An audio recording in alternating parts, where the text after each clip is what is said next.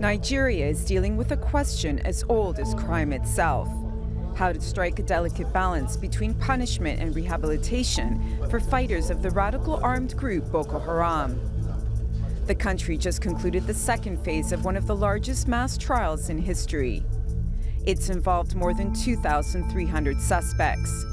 205 people have been found guilty of terrorism, including the mastermind behind the abduction of the 276 Chibok schoolgirls. They will now serve jail terms ranging from 3 to 60 years.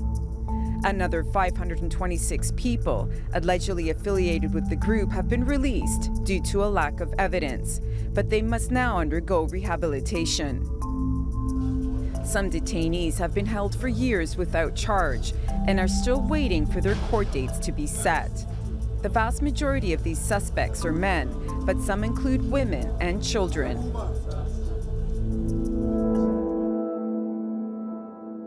The person that believes in nationalism is the one we are at war with. The person who believes in disseminating Western education is the one we fight. Nigeria is part of a multinational joint task force against Boko Haram. It was set up in 2015 and includes Niger, Cameroon, and Chad. Over the past 9 years, the militants have targeted all of these nations. They have killed more than 20,000 people, displaced 2.2 million, and left another 10 million people in need of food and shelter. They attacked my home. I was 5 months pregnant with twins. They killed my son.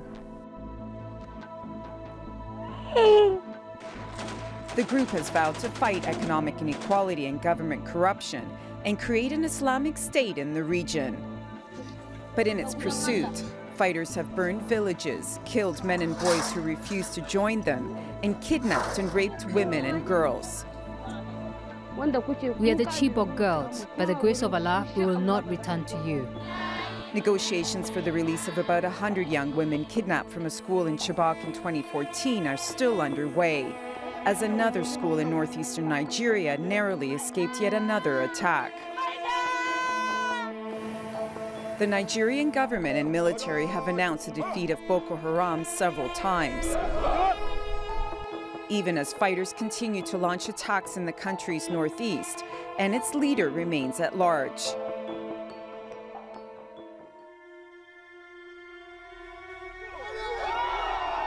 Boko Haram suffered heavy losses after West African countries launched a military campaign in 2015. Although the group is far less deadly than in its heyday, Boko Haram remains a force to be reckoned with.